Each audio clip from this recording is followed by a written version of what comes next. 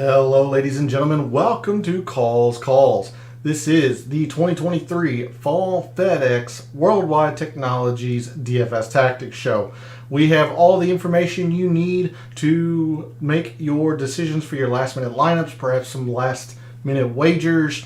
We have the updated forecast, projected ownerships, and, of course, the rankings that we'll get into. So I'm excited. It's going to be a fun show. Plus, we'll have the chat or poll question of the week, so please make sure to fill that out if you are able to watch live.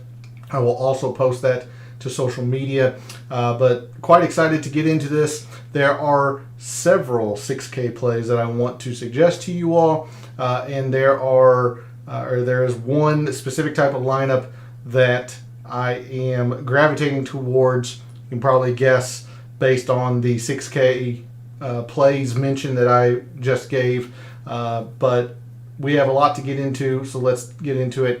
All statistics provided tonight and every night are from FantasyNational.com. It is the best tool out there for your money. It's going to make you a much smarter golf gambler and a much better golf DFS player.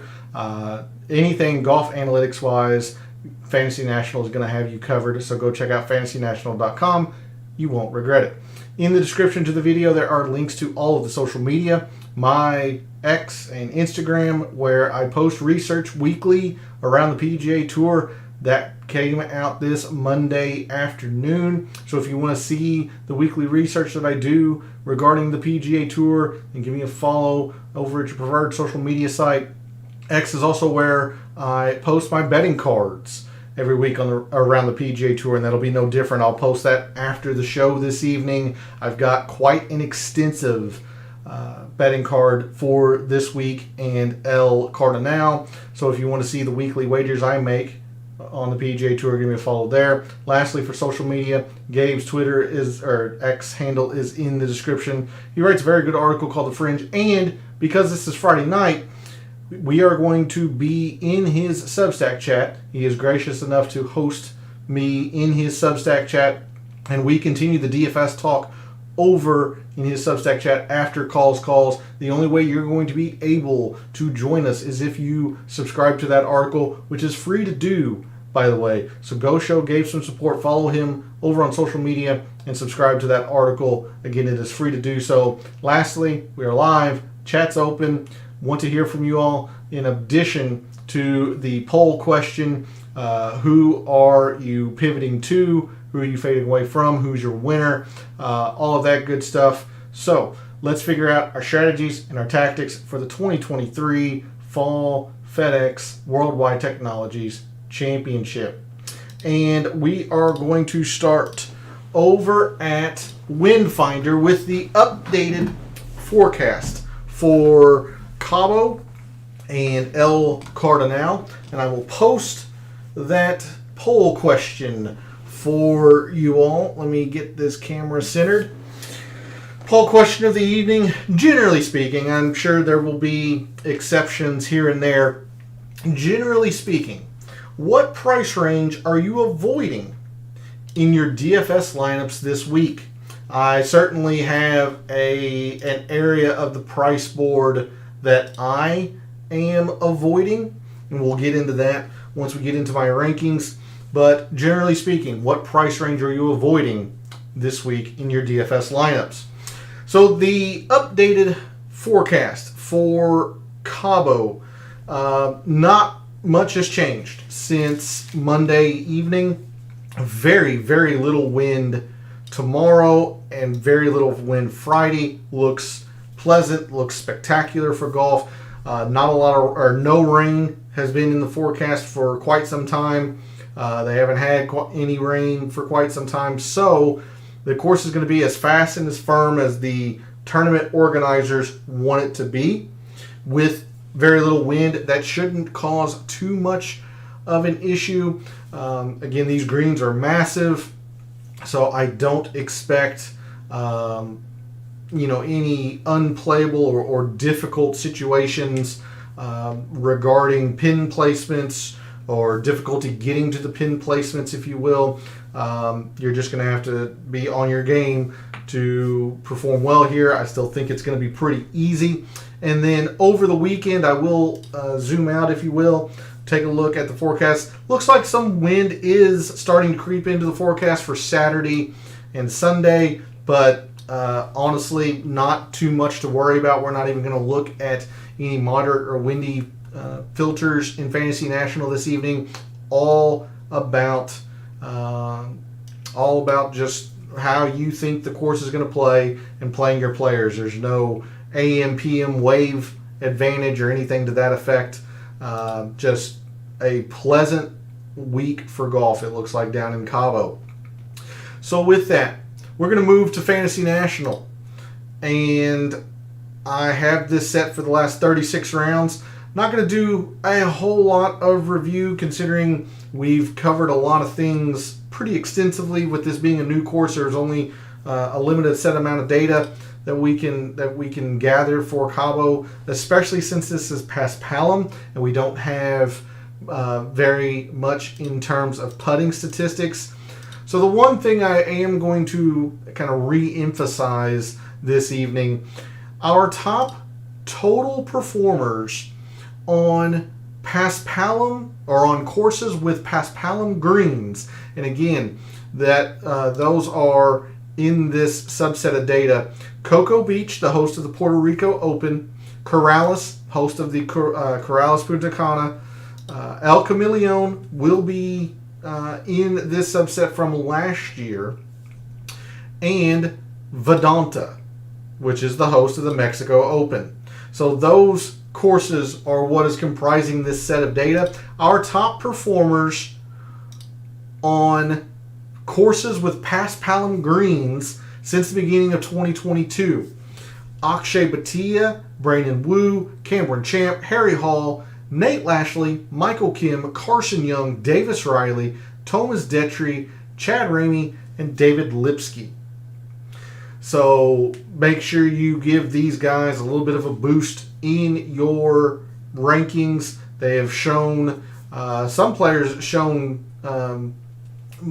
consistently that they enjoy playing these paspalum surfaces. Nate Lashley, 5 tournaments. Brandon Wu, 4 tournaments, 2 outstanding performances at the Mexico Open.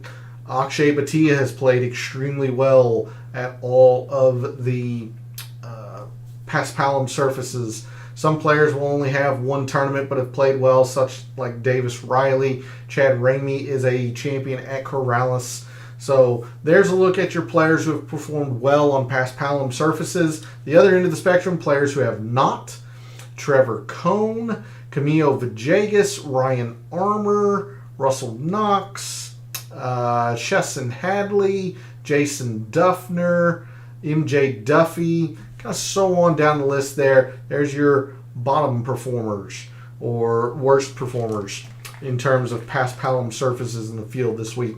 Of course, we still have the same 2 field changes. Kevin Streelman, Joel Damon not playing this week.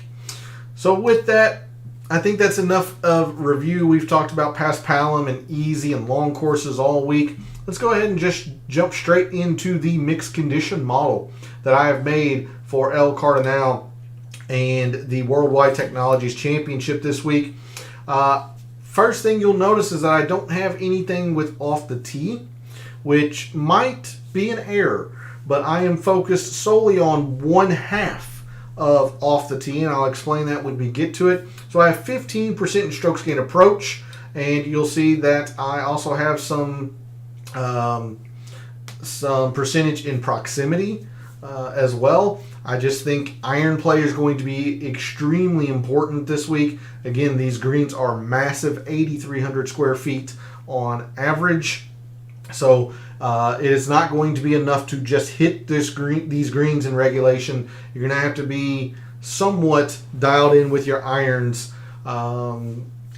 because you have the potential to be a long way away if you're just hitting the greens. So 15% approach, 5% in putting on paspalum, and I only put 5% because the only putting data we have from paspalum courses is Mexico. I don't know why my camera keeps moving, getting uncentered. But Mexico and Vedanta is the only course we have putting statistics for Paspalum, so I didn't want to put a whole lot of weight into that. Instead, that's why I'm re-emphasizing and showing you the strokes gained total for Paspalum. Even though, yes, putting is a part of that, there are a lot of factors into it. The wind generally is a factor. It doesn't look like it's going to be this week, but these are similar style events, very similar courses, long in the Caribbean and such. So only 5% in Paspalum putting. 10% in birdies or better gained when it's easy. I've said all week that I think this is going to be easy. I can see the winner getting up to 25 or maybe even better in terms of final score. I think this is just going to be easy this week, especially for professionals. So 10% birdies or better gained when it's easy. Good evening, P. Thanks for jumping in chat. Much appreciated. Glad to see you this evening. I'm hoping that is you on the poll question. But if not, make sure you enter what you think for the poll question this evening. And then who are you focused on this week? Any wagers or any bold predictions for the first course on the PGA Tour that Tiger Woods has designed? So good to see you this evening. 10% birdies are better. 10% also in bogeys avoided. Now this is where it's changed for me in the sense that normally I like to use a scoring metric, say birdies are better, bogeys, eagles, with a scoring filter, say easy or difficult to par. But the one commonality between all these courses we talked about this week is that they're long. At least defined by Fantasy National, they're long, over 7,400 yards. Vedanta, Cocoa Beach in Puerto Rico, and Corrales, they're all over 7,400 yards. So I wanted to see who is adept at avoiding bogeys on long courses, because I think that could play a factor, especially if the ball doesn't travel as well as I think it will this week.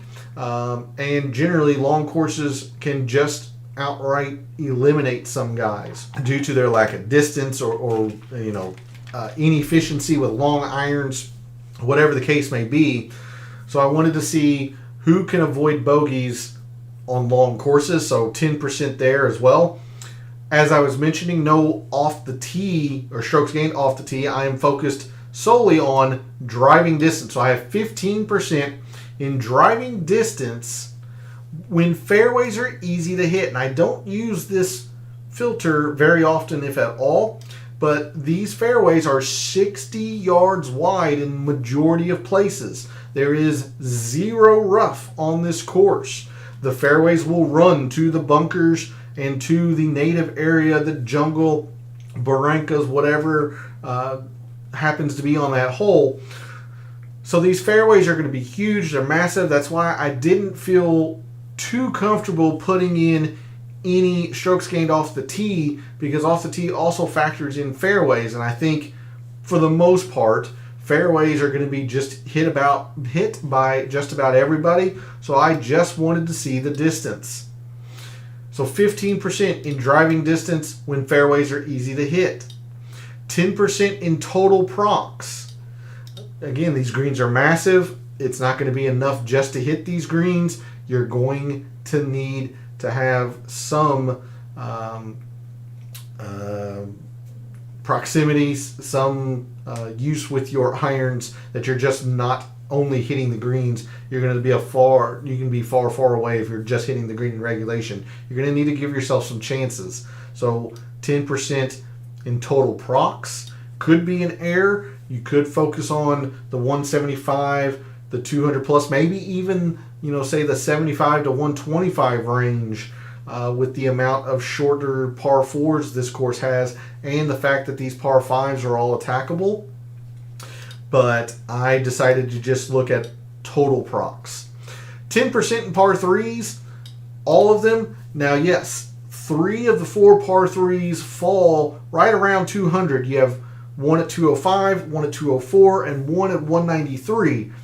But until we see how the tournament coordinators are laying out the course, we can't definitively say that the majority of the par 3s are going to measure over 200. That would be probably a logical guess, but it's very easy that you could see those 2 par 3s that are above 200 yards play a little bit shorter. So I just wanted to look at all par 3s. Not only that, the comparison courses that we've talked about all week, again, Puerto Rico, Corrales, Vedanta,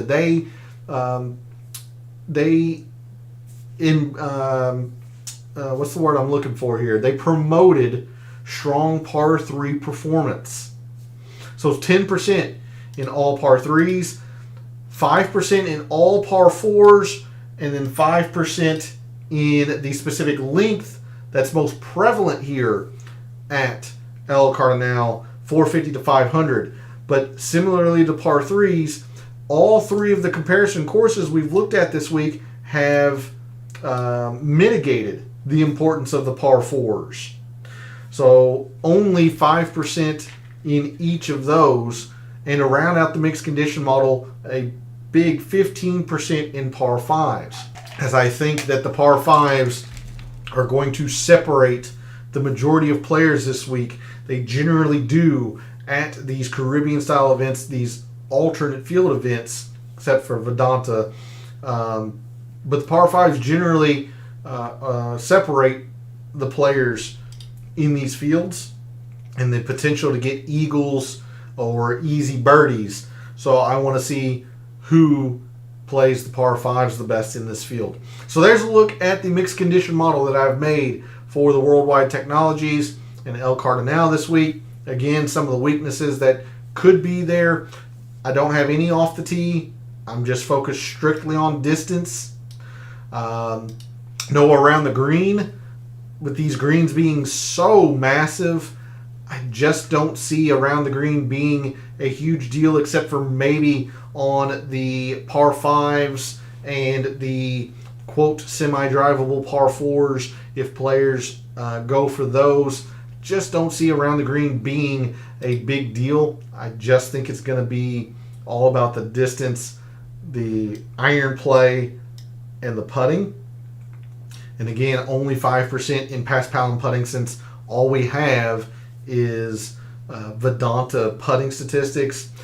If eagles end up mattering, perhaps I could have looked at eagles gained by themselves, since these par 5s are pretty darn short, or at least 2 of the 4 are really darn short. If a specific range of proximity matters, and perhaps if I should have narrowed in on the par 3s. That's where I could see this mixed condition model being a little bit weak. But there is the mixed condition model that I have made for this week. We're going to go to Microsoft Excel and then reveal my rankings. And before I do that, let me caveat this by saying there's going to be a very, very surprising name at the top of these rankings. I'm going to caveat this with saying that this is a factor or condition of small sample size. But my rankings for the Worldwide Technologies this week, Isaiah Salinda, my number 1 player, kind of. Lucas Glover, Luke List, Marty Doe, and Michael Kim round out my top 5. Doug Gim, Ludwig Aubert, Taylor Pendrith, Peter Quest, and JJ Spawn round out my top 10. So again, Isaiah Salinda. Very, very shocking that he is the number 1 player. But let me show you why he is rising so much in these rankings. So let me fix the view for you all just very, very quick. I need to fix the view for you all real quick. He has not played past Palom. You see, difficult is not his thing, but I don't see this playing difficult. Salinda was an elite amateur golfer a few years ago. Exactly. So he's got pedigree. He absolutely has pedigree. And he's coming off a top 10 from the Shriners, and where he played very, very well. Now, that was more around the green centric, so I do want to pump the brakes a little bit because I don't see around the green playing all that much. But to your point, P, he has been in the U.S. Open. He's played the Farmers. He's played Pebble Beach and the Fortinet and Houston. He has been in a few PGA Tour events. And he hasn't performed terribly. I mean, you can't blame an amateur for missing the cut at a U.S. Open. It's generally difficult. He made the cut at a very difficult Houston Open 2 years ago. He's made the cut at the Fortinet a couple of times. And then coming off this top 10 at the Shriners, again, very, very small sample size since all of my stuff is only from 2023 forward. He only has 4 rounds. But when you have one tournament and you finish in the top 10, your metrics are going to be very, very stellar. So that is why Isaiah Salinda is so extremely high in my rankings, on top of the fact that he is a mid 6K play and is pretty darn unique. I just want to re-emphasize this is a very, very small sample size. I like Isaiah Salinda. He would not be my number one player if I were to just flat make rankings. This is just a formula-based ranking system. And because we have a new course, you'll notice that there is no course value. There's no tournament history here, so we don't know if guys will take to the course or not. So nobody has any course value, so no one's getting helped or hurt in that regard either. So my entire rankings, while they're normally set on 3 different aspects, they only have 2 this week: the FNGC analytical rank and the percent owned. Let's see elsewhere here. Lucas Glover, the tear he was on at the end of the season last year, or this past summer, number 1 in strokes gained approach, number 1 in proximity, also number 1 in par 3s. So he's got a lot going for him. I do worry a little bit about the lack of distance, because I do think distance is going to be mandatory to compete here. And not only that, it's not that he's terrible, but he can struggle on long courses. So I do have some bit of concern with Lucas Glover, even though he is number 1 by the analytics. Luke List, coming off a win at the Sanderson Farms, he's generally been playing well. Lots of distance. He's actually the number 1 birdie or better player when a round has been easy this calendar year. So again, with the emphasis that I think this course is going to play easy for the professionals, he's a logical choice to be very, very high, getting quite a bit of love. Marty Doe, another 6K play that is rising considerably in my rankings. He really only has one bad statistic, and it's the par 4s, which we've talked about this week, are getting mitigated. He's been decent with the irons. He's got a decent amount of distance. Par 5s, proximity, they're okay. Top 15 in par 3s and top 10 in birdies or better gained when it's easy. So quite a bit to like there with Marty Doe. Michael Kim, absolutely love Michael Kim this week. He has no bad statistic across here. You'll just have to take my word for it if we were to scroll to the right. In fact, 3rd in this field in proximity, almost top 10 in par 3s as well. And he's very adept and very good on long courses. He is 6th at bogey avoidance on long courses. So I like Michael Kim. Doug Gim has been playing very, very well. I do not see the putter holding him back too much this week. Famous last words. Ludwig Aubert, the heavy projected most owned player, 22%, and the next is about 16 to 17%. Just everybody seems to be using Ludwig Aubert, and I am going to be one of those people as well. His irons still kind of subpar, but with the amount of accuracy and distance he has off the tee, par 5s he just devours. I see him feasting on these par 5s this week. He is not putt past Palom. We don't know if he's going to take to that surface. I don't foresee it being an issue. Nothing wrong with Ludwig Aubert. Taylor Pendrith's getting some love, and I like Taylor Pendrith a lot to do with the distance and the fact that this is such a forgiving course. He doesn't have to worry about being all that accurate, which is one of his bugaboos. Peter Quest, anytime it's easy, he's going to rise, although he has let me down the past couple of times. But generally, when it's easy, Peter Quest has been pretty good.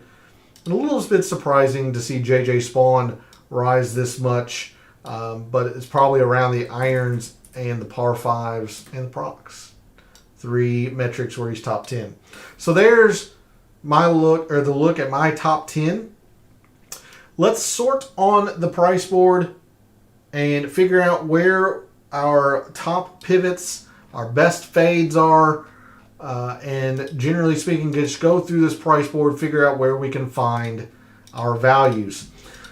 So in the 5 digits, in the 10Ks, we have 5 players this week. We have Ludwig Aubert, Cameron Young, Sahith Theegala, Stefan Jaeger, and Lucas Glover. Now, surprisingly, even though he is my top rated, I'm actually lowest on Lucas Glover for the reasons I talked about in the reveal of my top 10. The lack of distance really concerns me. He can have some trouble avoiding bogeys on long courses, and he generally plays par 4s very well, and they're just mitigated in these Caribbean style events.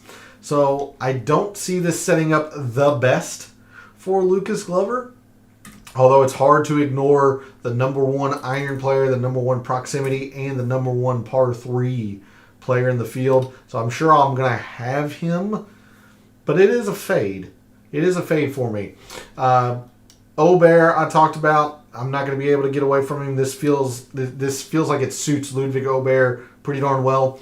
I'm a little surprised to see Cameron Young so little owned compared to the others in the 10Ks. The irons haven't been good, but he is an elite driver of the golf ball. Even if these fairways weren't 60 yards wide, he just has enough distance to overcome a lot of mistakes. His par 5 performance is very good.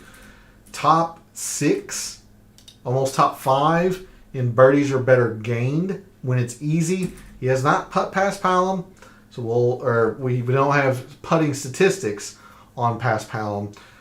I don't foresee it being an issue. I really like Cameron Young this week. It could be my one and done selection. I'm not sure yet, but really like Cameron Young. I like Sahith Theegala. A lot of our fellow contestants are going to. Jaeger's fine. He doesn't excite me, but he's probably going to be just fine. He's number 2 in par 5s.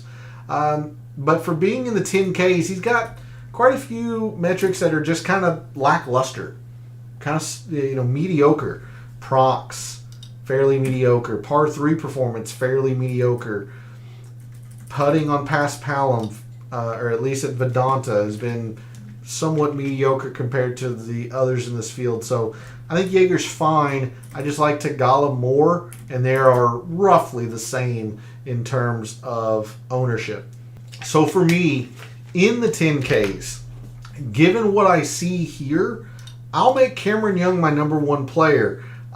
It's not much in terms of price savings, but it's a 10% ownership discount that we're getting off Cameron Young, and I don't see... I can see why he would struggle if his irons aren't there, but number 1 in distance, and I think distance is just going to be the biggest factor this week to help with the par 5s.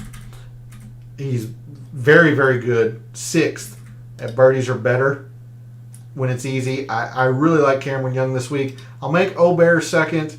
I'll go Theegala 3rd, Jaeger 4th, and Glover 5th, even though he is supposedly my best overall rated player in the 10Ks. I do have a little bit of concerns with him.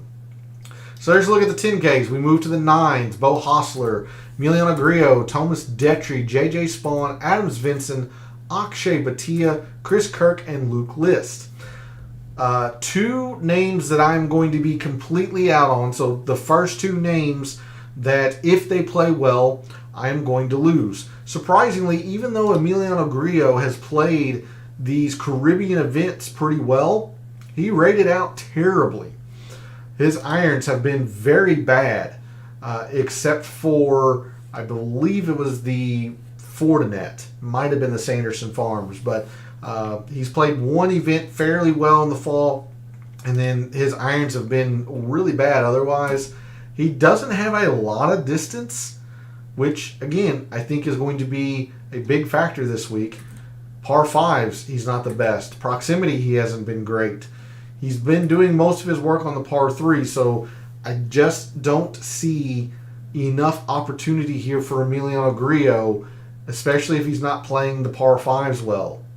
So that's the first name that I will lose to if he plays well. I'm just completely out on Emiliano Grillo, even though he's played these Caribbean events well. The other name in the 9Ks that I am completely out on is Adam Svensson. I've talked about him a few times. He's burned me once, and it was a correct decision to avoid him another time. But again, a lot around the distance. You think about his win at the RSM, that's a very short course. The Zozo, where he played fairly well, that's a short course. He does not play long courses well. Not a lot of distance. He actually doesn't play easy courses, or at least he hasn't gone low on easier courses. But another telling thing, just like Lucas Glover, bogey avoidance when it's long. Svensson's one of the worst in the field. Not to mention that he has not putt past Palom well at Vedanta. So enough reason for me to fade Svensson completely. These two players are full fades. I will lose if they play well. So in the 9Ks, where am I going? Well, if I don't use Cameron Young as my one and done, I really like Akshay Bhatia this week. We talked about it Monday evening at the end of the Data Dive show. He has not finished any worse than 13th in these, or excuse me, that's Harry Hall, who we'll talk about here in a little bit. Akshay Bhatia has not finished any worse than 24th in any of these Caribbean-style events, Vedanta, Corrales, or Puerto Rico. And his worst attribute in golf is putting. It's only one tournament, small sample size, but he put Vedanta very well, past Palom greens. And you combine that with the fact that he's generally played Caribbean-style events pretty well. I really like Bhatia this week. The irons are fine. The proximity will have to be a little bit better, no doubt about that. 7th in birdies or better when it's easy. We talked already about the putting on past Palom. His par 5 performance is a lot better than what this is showing, I think. I really like Bhatia. I like Luke List. Distance. Again, a not a very good putter, and he has shown that on past Palom, but he's actually played these Caribbean style of events pretty well. Number 1, birdies are better when it's easy, and I think this is going to be a really easy course for professionals. Top 20 in par 5s, top 10 in driving distance. So these are two players in the 9Ks that I'm gravitating to a lot. Bo Hostler should be fine. He's going to be very, very popular, so I can't call it a fade, but I'm going to try to limit my use of Bo Hostler, knowing how popular he's going to be. Thomas Detry could be interesting.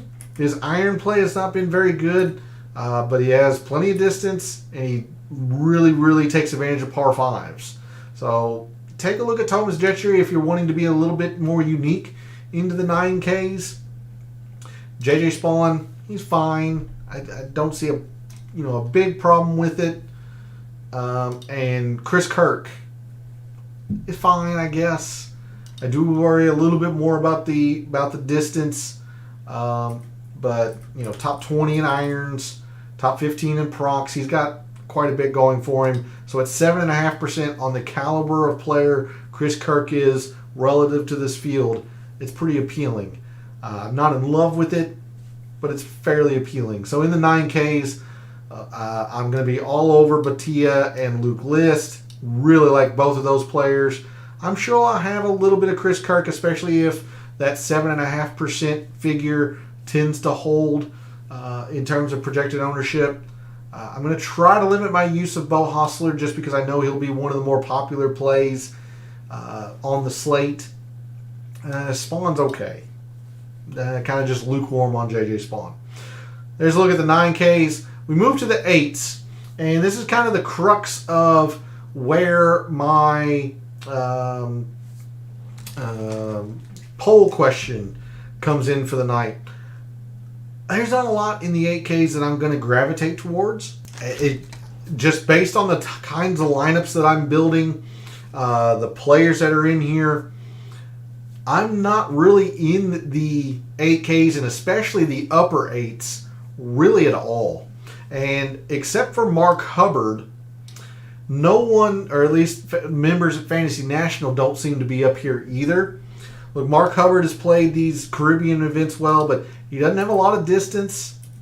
He is very good at par 3s, but I think you're going to need some distance. And I do worry about that for Mark Hubbard. And he's generally, fairly popular as well.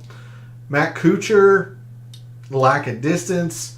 Actually, he has not played easier courses all that well lately, especially this year. So that kind of concerns me. Keith Mitchell, my big time suggestion at the Zozo. The Zozo ended up only playing one round of difficult when the winds really picked up on that Friday.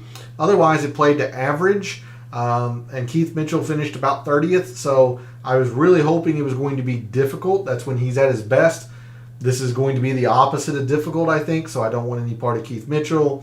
Justin Sun doesn't really excite me either. So really nothing in the upper 8s that I like. I might have Hubbard or time or two, but not a lot that's exciting me in the upper 8s. Whereas going to the lower 8s, it's more palpable for me.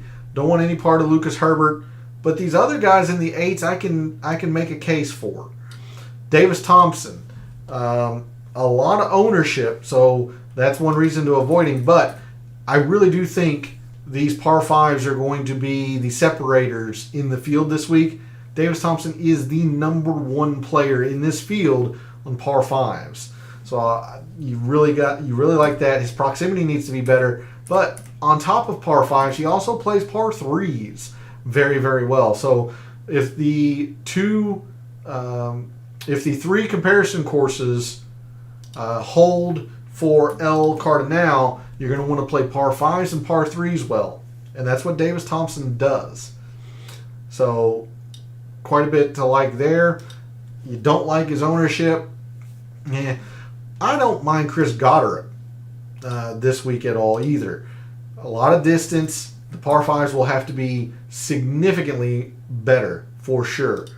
But plenty of distance. And he's top 15 in avoiding bogeys on long courses. He generally plays longer courses well. So take a look at Chris Goddard. I don't hate it.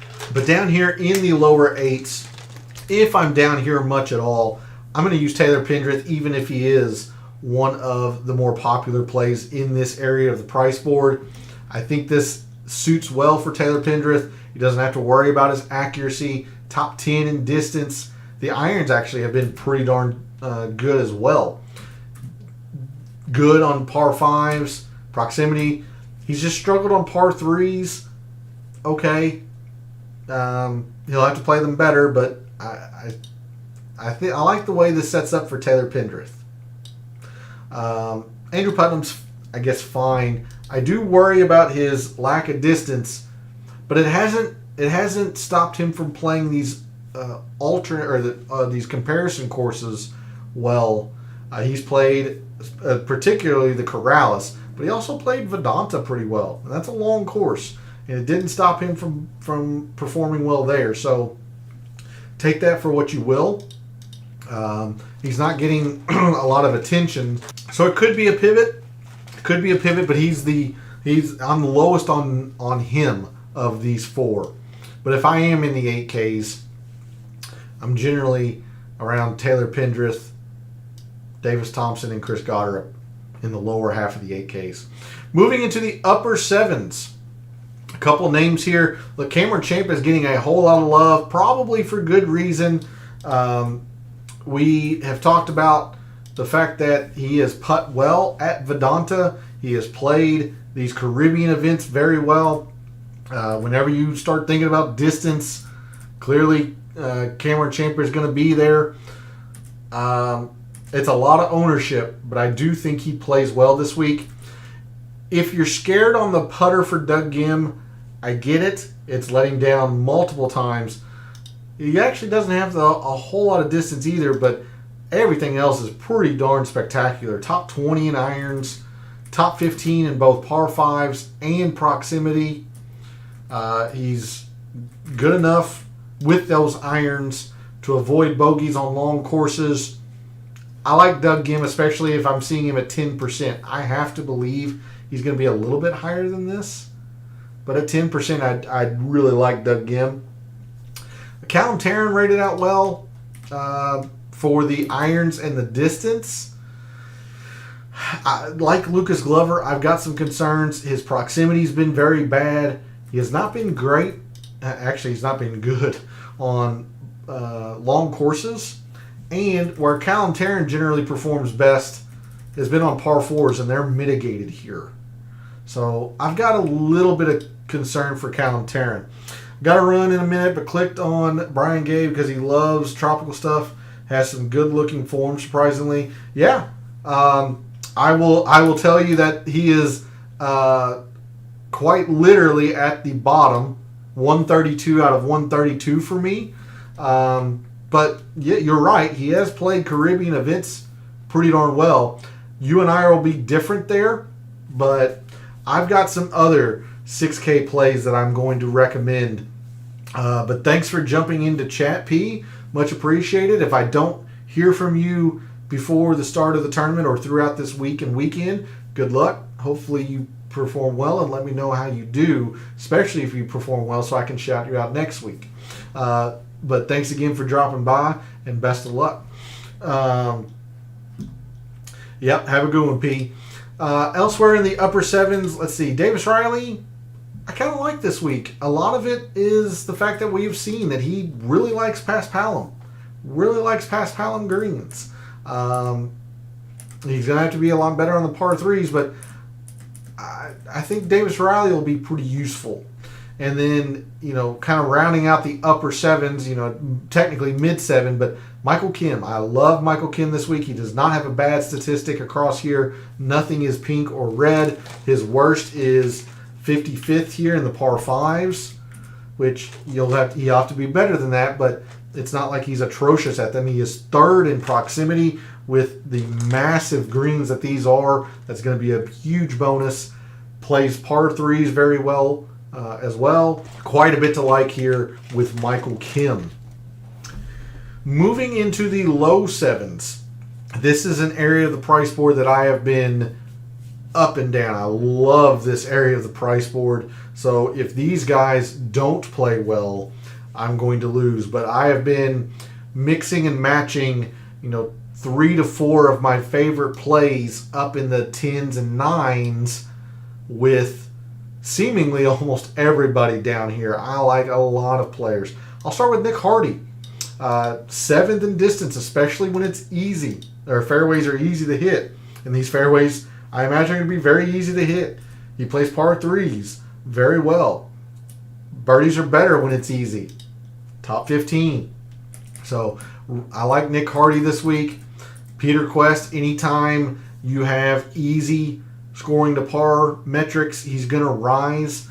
3rd in par 3s in this field, and number 1 in birdies are better gained when it's easy. So a lot to like there with Peter Quest. However, if you want to knock him, the times he has played longer courses, it has not gone well. His best performances, you think the John Deere, it's short. Let's see, the Fortinet, generally shorter. So you do have a reason to be cautious. He's rating out well due to the fact that I've got some easy to par metrics in here, and he does perform well on par 5s. So I'm sure I'll have him a little bit, but I am going to try to slow my roll a little bit on Peter Quest. I can't say limit him, but I'm not going to be as high on Peter Quest. Brandon Wu, he's played 2 of the 3 comparison courses extremely well. He just has not. He hasn't played Puerto Rico, or maybe it was Corrales. I can't remember which one. He's going to be pretty popular, I think. I would expect him to be more in the 14 to 15%. Doesn't have a lot of distance, but again, it hasn't stopped him from performing well at particularly Vedanta.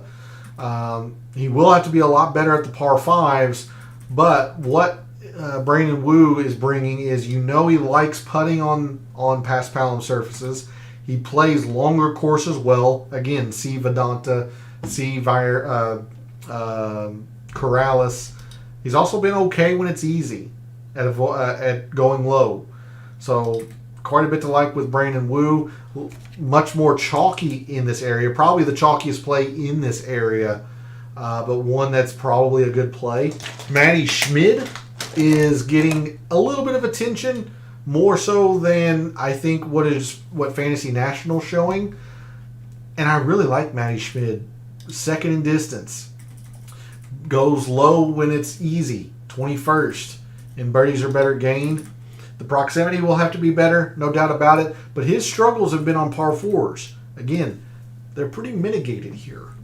So I like Matty Schmid. Nate Lashley really let me down at the Zozo. I was really counting on him for a strong performance. I'm going to be back on Nate Lashley based on the analytics here.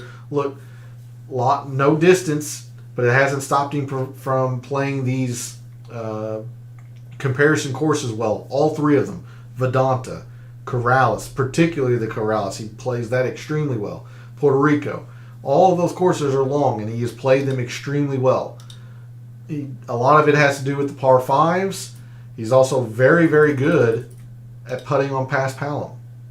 I don't think it's a coincidence that it's just Vedanta, considering he has played all of the comparison courses well. He's also number 1. He is the number 1 bogey avoider on courses that are long. So I'm going to be back on Nate Lashley. If he performs poorly, I'm going to lose. When I have a little bit of Matty Schmid, I'll have a little bit of Peter Quest, but if Nate Lashley struggles, I'm going to lose. If Harry Hall struggles, I'm going to lose. I am going to be completely overweight on Harry Hall. I love Harry Hall this week. He was one of the first 2 or 3 names I punched on my betting card. And the stats and the metrics don't look fantastic to start. I mean, the irons have been mediocre. Distance is mediocre. Devours par 5s. Putts extremely well here. And like Akshay Bhatia, Bhatia is not finished any worse than 24th at the comparison courses. Harry Hall's not finished any worse than 13th. Granted, 1 time each, so it's a very small sample size. But he's had a 13th, a 10th, and a 7th at the comparison courses. I don't think that's a coincidence. Harry Hall plays Caribbean-style events very well. I'm going to be extremely overweight on Harry Hall. Kevin Yu, I've used time and time again. I keep mentioning him. I think this should fit him as well. But the putter is really bad, and he has not played par 3s particularly well.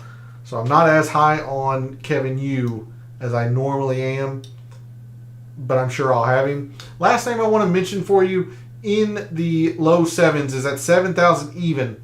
He doesn't rate out particularly well, but I'm going to be using some Will Gordon. Again, a lot of it on the driving distance, on the par 5 performance. You see the proximity has been really bad. The par 3s have been really bad. I am focused on the par 5s, the distance, and he's actually put past Palom pretty well.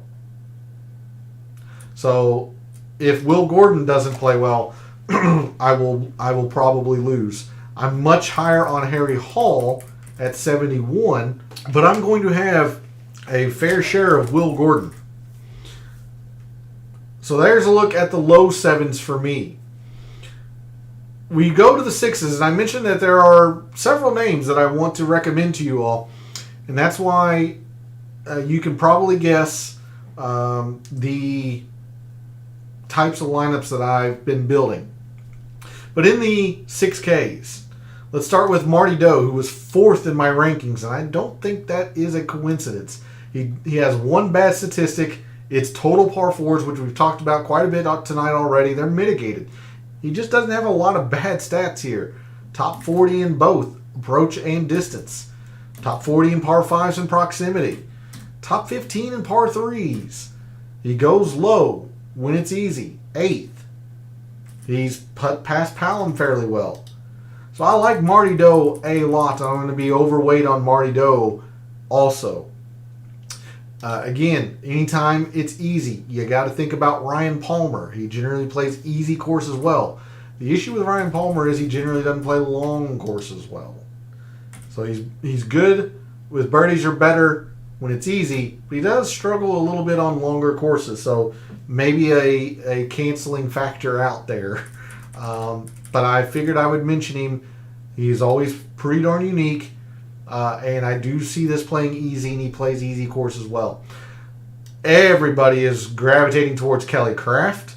Good reason. He has played these Caribbean events extremely well. You see top 20 in irons, top 15 in par 5s. The proximity's been very good. Everything lines up great for Kelly Craft. Just understand that he is not that unique. If you're dropping into the 6Ks, you're not gaining a lot of uniqueness with Kelly Craft. But it is a decent play, I think. A couple more here that I want to mention to you all. Carson Young again. Irons are decent.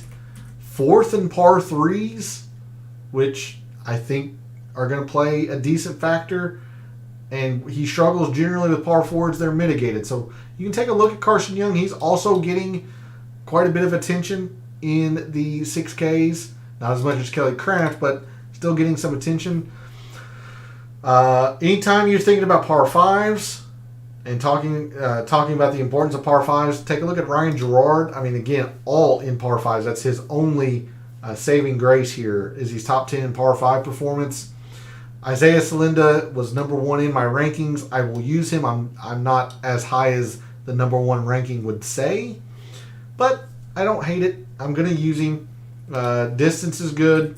To P's point earlier, he has the pedigree, was an elite amateur golfer. He's made some cuts as an amateur on the PGA Tour, and he's coming off the top 10 at the Shriners, so he's in good form. Take a look at Isaiah Salinda. Kevin Roy, I've mentioned a couple of times in the past, and I think this is going to be a good fit for him. Just outside by top 10. 11th in irons, has plenty of distance, par 5s, top 20, top 15 in proximity. Our 4 most important metrics this week. He is not outside the top 30, and he's inside the top 20 in 3 of the 4. I like Kevin Roy a lot. I think he's going to be very, very good in your stars and scrubs lineups. He is getting a little bit of attention at 4.5%, but I really like Kevin Roy this week quite a bit. And the one time he putt Vedanta or played the Mexico Open, he was okay. He's middle of the pack. So it wasn't atrocious. Last name in the 6Ks that I want to give you all just based on comparison course performance, because there's nothing analytically that'll be there, is Jonathan Bird. Again, nothing analytically, not a lot of irons, not a lot of distance. Par 3s are, kind of mediocre.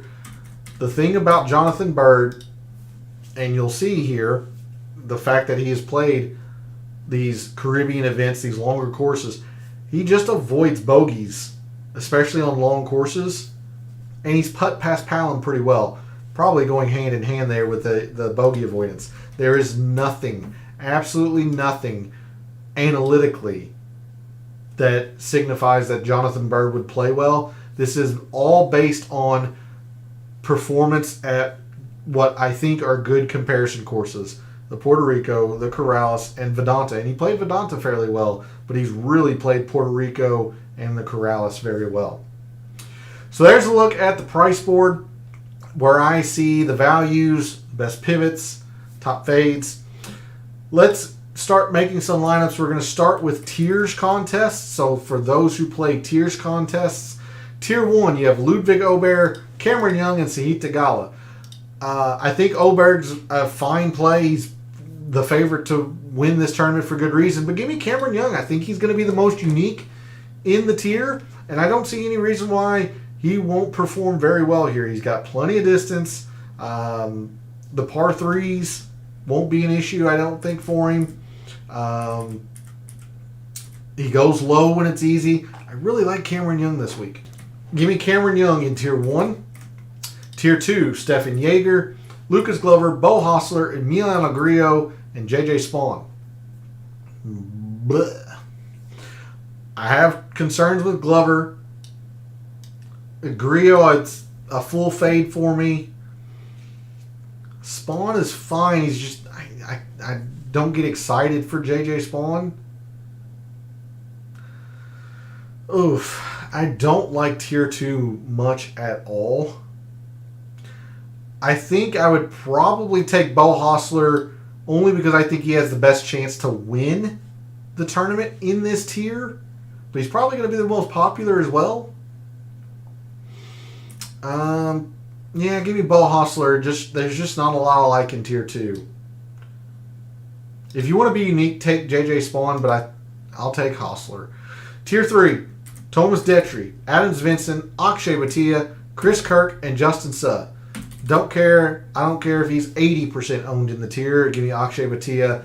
I'm completely out on Svensson. Detry could be interesting, but I do have a little bit of concern with him. Kirk lacks some distance. So give me Akshay Bhatia in tier 3. No doubt about it. Tier 4, Luke List, Keith Mitchell, Matt Kuchar, Mark Hubbard, Lucas Herbert, Davis Thompson, and Andrew Putnam. Thompson and List are my top 2 choices, and they're at least by classic lineups projected as the most owned. Of the 2, I think I would go with Luke List because we know he's in at least some decent form winning the Sanderson Farms. But if you want to be unique, I don't hate Andrew Putnam. I think a lot of our fellow contestants would be off of him because of the lack of distance, and it hasn't stopped him from playing other Caribbean events well. I'll take Luke List. Andrew Putnam's pretty interesting. Is where I'll go with that. Tier 5, Chris Goddard, Taylor Pendrith, Ben Griffin, Taylor Montgomery, Cameron Champ, K.H. Lee, and Doug Gim. Cameron Champ and Taylor Pendrith are going to be the 2 overwhelmingly chalky plays in the tier. I kind of like Taylor Pendrith. And I mean, I completely understand why Cameron Champ is getting the love that he is. But I can fade that in a tiers contest because his putter can just go cold. Speaking of bad putters, Doug Gim, everything's going well for him except for that putter. Does lack a little bit of distance.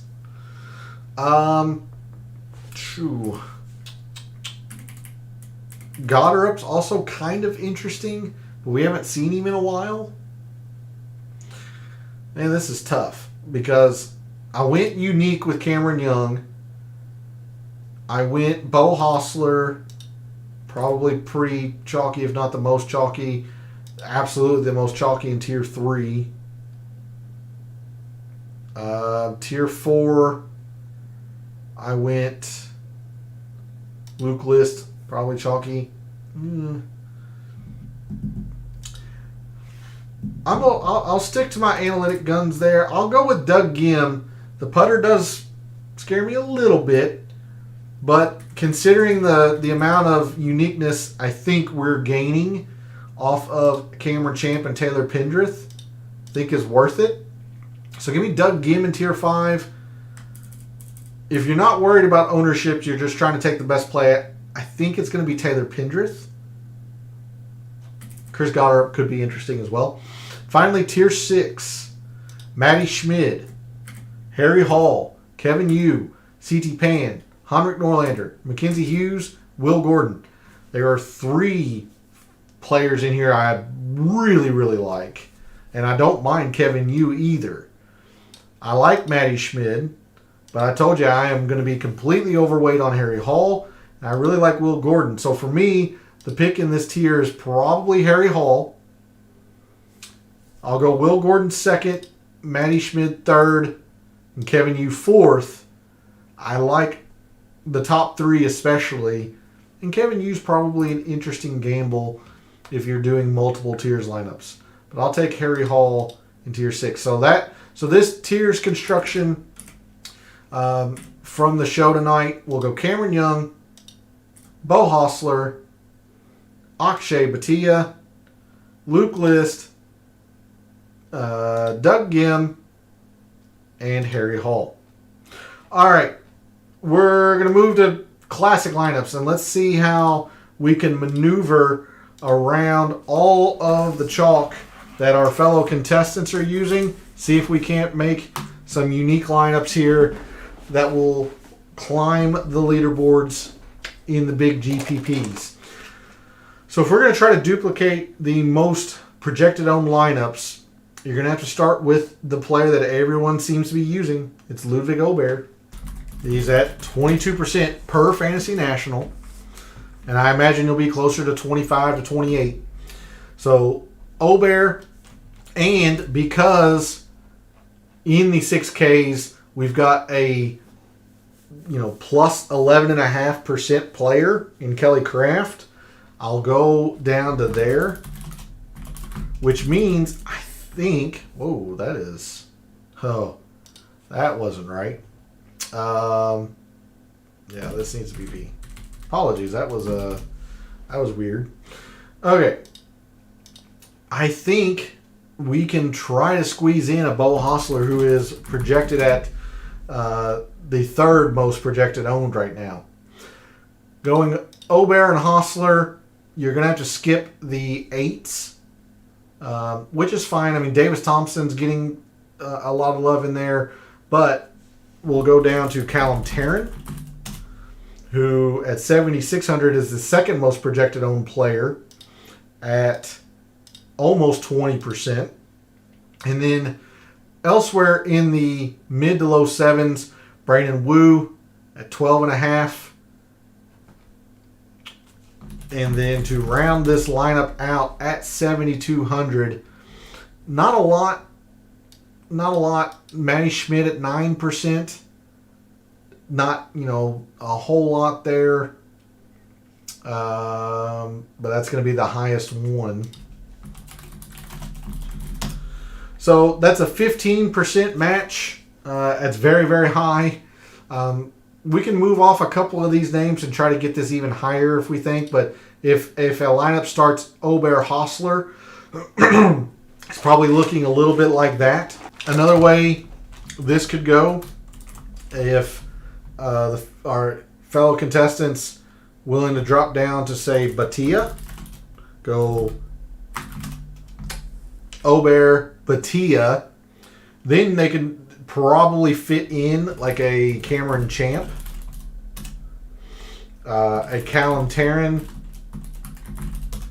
and 74. Yeah, 73 is Brandon Wu. So this will definitely be more. This is 16%. So if our fellow contestants drop a little bit more off of Hossler, they could go Bhatia and round out a little bit more with Cameron Champ, Callum Tarrant, Brandon Wu, Kelly Craft. So there's a probably a pretty common looking lineup for our big GPPs this week. If our fellow contestants are going more of a balanced build, we use Beau Hossler. It's probably where they're starting their lineups though. But for the sake of trying to use different names, I'll throw in Jaeger in this at 10-2. More than likely, it's Akshay Bhatia again, but we'll go with Luke List. Davis Thompson is absolutely in this. Trying to use some different names. It's Cameron Champ again. It's Callum Tarrant.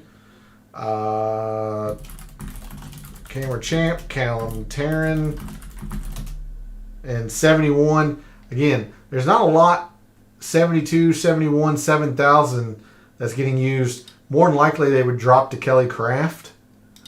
Let's see. If we perhaps come off of Champ, go Taryn, Michael Kim, getting a little bit, I suppose, at 10.5. 74 is, still Brandon Wu. Eric Van Rooyen actually is getting a little bit of attention at 10%. So a little bit more unique, only because I'm trying to use some different names here. Jaeger, Michael Kim, Van Rooyen. But a 14.5%, still a pretty darn chalky looking lineup if you encounter some balanced builds, which I don't think are going to be popular. So we have our work cut out for us because I'm building Stars and Scrubs lineups myself. But if you want to be super contrarian, at least I think what's going to be contrarian would be the balanced build. You can start this in a number of different ways. Thomas Dretry could be interesting. I'm not there. I would still start this with Batia, even though he is going to be one of the more popular players, and I am willing to try and find my uniqueness elsewhere. You can go Batia, and then let's work into maybe a Chris Kirk. I do have a little bit of concern with his lack of distance. Par fives haven't been great, but I mean the irons, the proximity, stellar. Par threes, he's got enough going for him, and he's unique enough that I think he's worth the gamble here. Chris Kirk will drop down to let's just do Putnam. Again, if we're not going to be worried about the distance on Kirk, Andrew Putnam has played these comparison courses very, very well. He's played Corrales. He's played Puerto Rico. He played Vedanta well. It hasn't stopped him from performing on these long courses, even though he doesn't have a lot of distance. So you can really gain a lot of uniqueness with Andrew Putnam in this balanced looking lineup. I'll throw Doug Gim into this at 77. I mean, we've got plenty of cash to spare. So Doug Gim actually goes there. He's a little bit more popular, but I do like Taylor Pendrith, or Taylor Pendrith, as he's known around here, I guess, which leaves us 79. I mean, that's Ben Griffin. I don't hate. I mean, he rated out extremely well for me. You can play Ben Griffin. Cameron Champ is a good play. He's just extremely popular. You can leave a little bit of money on the table. Go with Davis Riley, who is the number one putter on Paspalum. Granted, we only have Vedanta, but number one putter on Paspalum. You're looking at right at a 10% lineup. More than likely, you're looking at a unique lineup here thanks to the uniqueness of Andrew Putnam. Chris Kirk is a big pivot off of a lot of others in the 9Ks. Doug Gim, Davis Riley, middling owned. You're probably looking at a unique lineup here.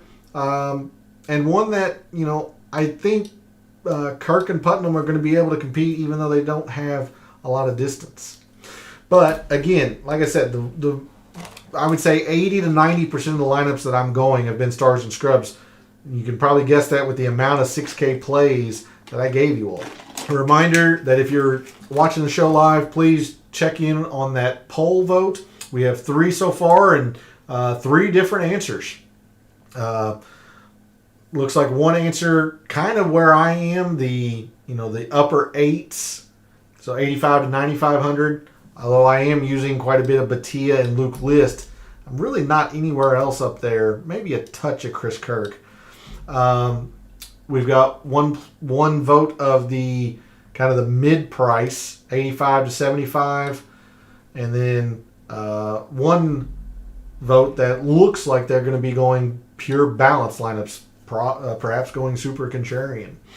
But these Stars and Scrubs lineups that I've been building, look, I've been getting as much into these as I can because of the amount of players that I'm comfortable with in the 6K. So I'm going Ludwig Aubert. I'm going to try to get Cameron Young into this. This could be Aubert and Tagala.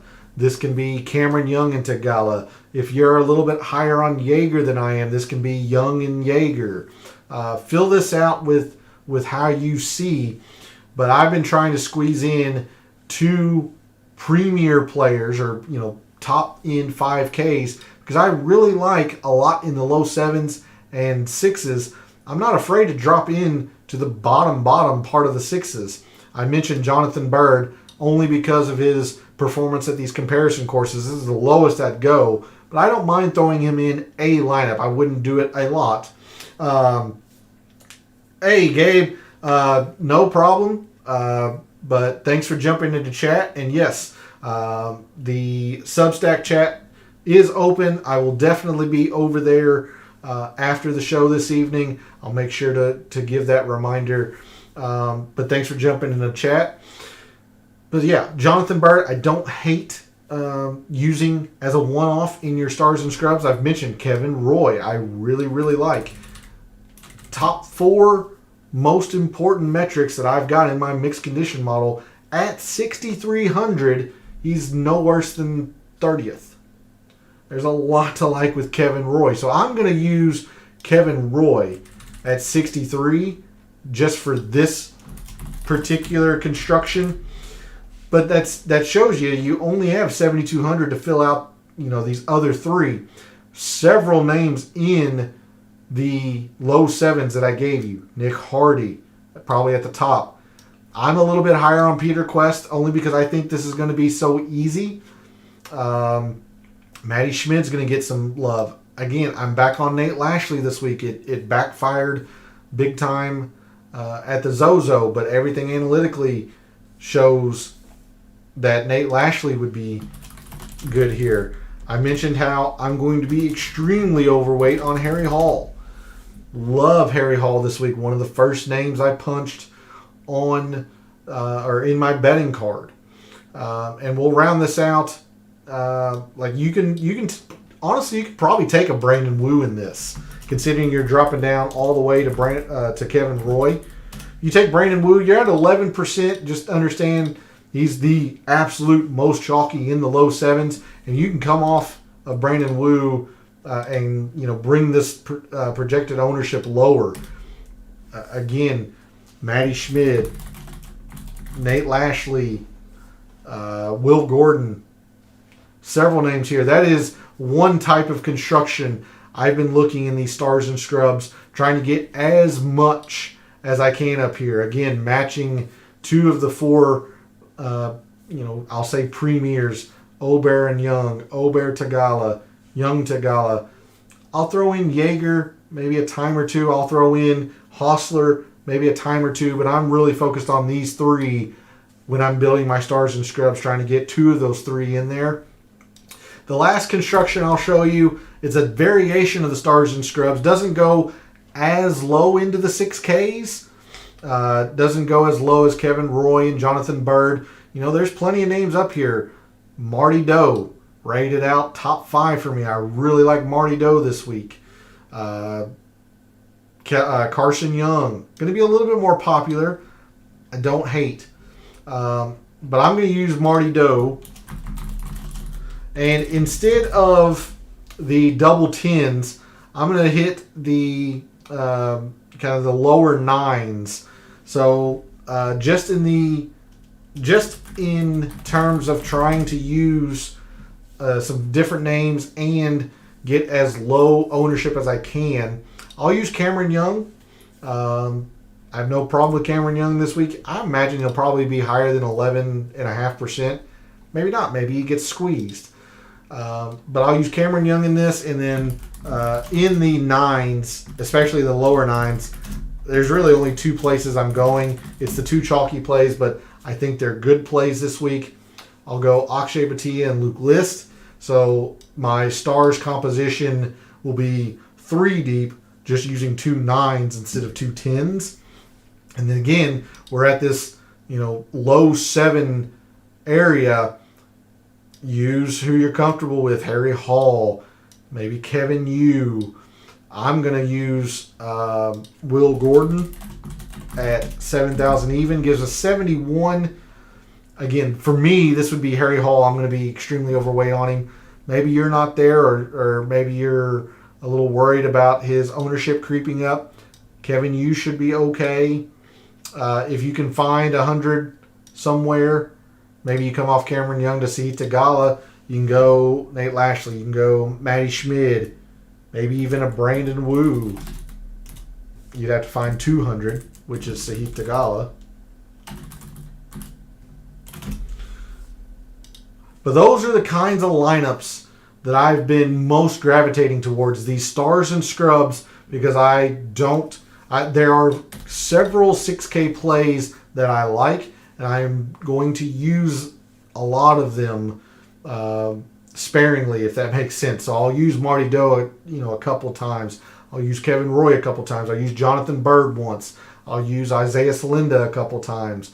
I am mostly in this stars and scrubs area, or stars and scrubs shell, trying to really, really centralize my upper end with Obear, Young, Obear, Theegala, Young, Theegala, and then maybe dropping into Batia and List, a few times for some variation, and then filling out with a lot of the bottom part of the 7 and 6s, because that's where I see a lot of value this week. But that's going to do it for the show tonight. I want to thank P and Gabe for jumping in the chat. I want to thank the 3 who answered the poll question. For me, hopefully fairly obvious throughout the show, I am mostly ignoring the, I'll say, the 85 to 95. Again, with the exceptions of Batia and List. Just not a whole lot else up in the low 9s and high 8s that I like. Completely off of Svensson. So if he plays well, I'll lose. Completely off of Grillo. If he plays well, I lose. But I'm just not there with those 2. Mitchell, Kuchar, no thanks.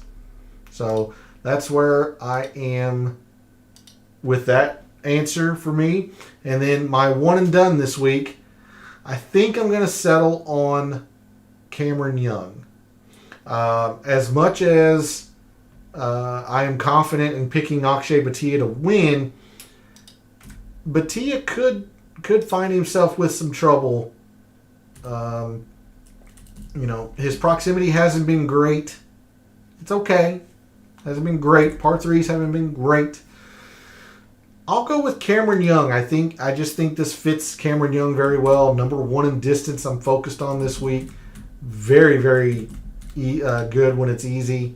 So Cameron Young will be my one and done. I'll probably regret not taking Batia, but Batia is my pick to win. But there is how I see the Worldwide Technologies this week. Reminder that I am going to be over in Gabe's Substack chat. And the only way you're going to be able to join us and continue the DFS talk is if you're a subscriber to his article. It is free to do so. So go show Gabe some support.